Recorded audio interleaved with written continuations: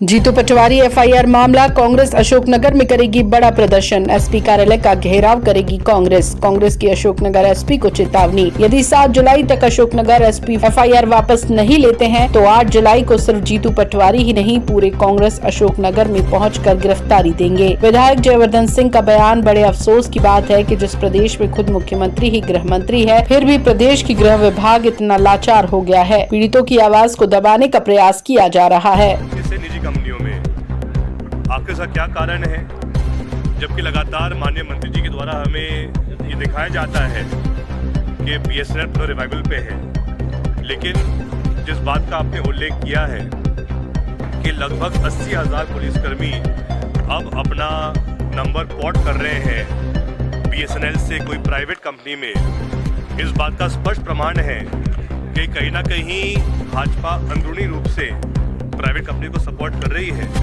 जबकि सदैव हर सरकार का ये प्रयास रहा है कि जो गवर्नमेंट कंपनीज है, शासकीय कंपनीज है, जितना हो सके उनकी सेवाओं को उनका उपयोग करना चाहिए है।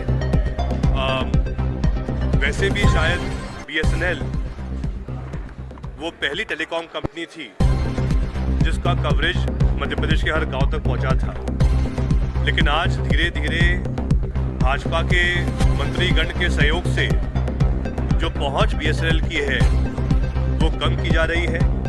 और अगर 80,000 उपभोक्ता एक साथ आप कम करोगे सरकारी कंपनी के, तो फिर जो सरकारी कंपनी जिनको हमें और मजबूत करना चाहिए है वो कैसे हो पाएगी।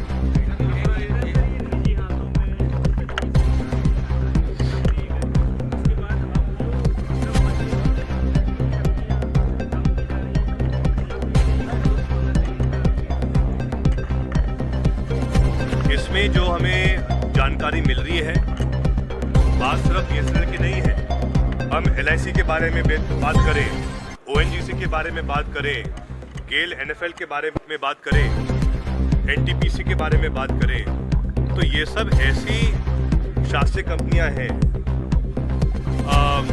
जिनकी शुरुआत आज से 40-50 साल पहले कांग्रेस सरकार ने की थी। और आज दिन तक ये सब शासकीय कंपनी जो है, इन्होंने अपने अपने स्तर पे, कोई दिक्कत नहीं, इन सब कंपनियों ने अपने अपने स्तर पर सिर्फ मुनाफा ही नहीं बल्कि लाखों कर्मचारियों को भी रोजगार का अच्छा अवसर प्रदान किया। लेकिन रोजगार के साथ उन कंपनियों के माध्यम से हमारे देश को ऐसी सुविधा मिली, ऐसी सर्विस मिली जो वर्ल्ड क्लास थी। लेकिन भाजपा के शासन के द्वारा हम देख रहे हैं कि धीरे धीरे सरकारी कंपनियों में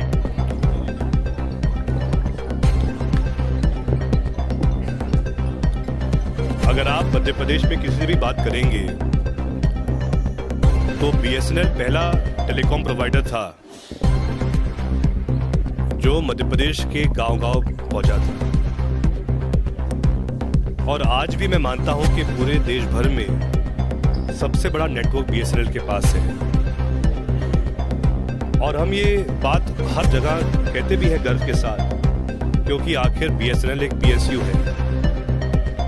लेकिन बड़े आश्चर्य की बात है कि हमारे मध्य प्रदेश में 80,000 पुलिसकर्मी बीएसएनएल से अपना नंबर पोर्ट कर रहे हैं कोई निजी कंपनी में, और वो भी उस राज्य में जिस राज्य के केंद्र दूरसंचार मंत्री माननीय सिंधिया जी हैं। तो मैं उनसे पूछना चाहूँगा कि ऐसी उनको क्या नफरत है बीएसएनएल से कि उनके गृह राज्य में 80,000 पुलिसकर्मियों को बीएसएनएल का कनेक्शन छोड़ना पड़ रहा है।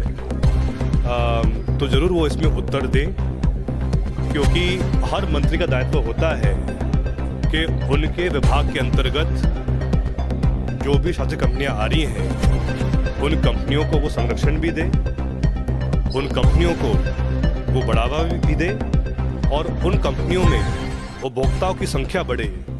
ये एक मंत्री का दायित्व हो रहा है।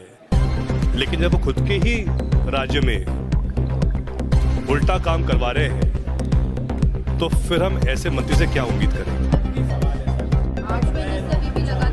जी, हम सब इंतज़ार कर रहे हैं आखिर हम भी कब नए प्रदेश अध्यक्ष को बधाई दे पाए। जो पार्टी हमेशा खुद को बहुत घमंड और अहंकार के साथ कहलाती है कि सबसे अधिक संख्या उनके पास है कार्यकर्ताओं की, और तत्काल निर्णय लेने में भी वो कभी पीछे नहीं छूटते, तो आखिर ऐसा क्या कारण है कि जब बात आती है प्रदेश अध्यक्ष की तो 8 महीने बाद भी निर्णय नहीं हो पा रहा है। सुनने में आ रहा है कि माननीय मुख्यमंत्री जी मोहन यादव जी की कुछ और नाम पे उनकी रुचि है, वहीं माननीय पूर्व मुख्यमंत्री शिवराज सिंह चौहान जी की कुछ और इच्छा है, वहीं वर्तमान प्रदेश अध्यक्ष जी वी.डी. शर्मा जी कुछ और चाह रहे हैं, कैलाश विजयवर्गीय जी के माध्यम से कुछ और नाम सामने आ रहा है, दिल्ली में कुछ और विचार किया जा रहा है, और कहीं भी इनमें तालमेल नहीं बैठ पा रहा है। और इसीलिए शायद आज तेलंगाना में तो नाम सामने आ गया है, लेकिन सुनने में आ रहा है गुटबाजी इतनी बढ़ गई है भाजपा में कि केंद्र नेतृत्व को दिल्ली से ऑब्जर्वर भेजना पड़ रहा है इस चयन के लिए। अब जब पर्ची वाले मुख्यमंत्री भी हैं तो शायद पर्ची पर ही अध्यक्ष भी बनेंगे इनके।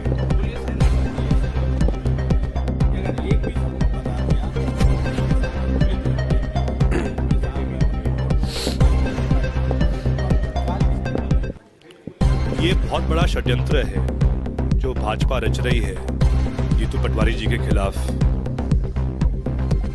लगभग 10 जून को गजाज लोधी जो मुगावली क्षेत्र के निवासी हैं, उन्होंने शिकायत की थी कि एक भाजपा के कार्यकर्ता ने जबरदस्ती उनको मल खिलाने का प्रयास किया।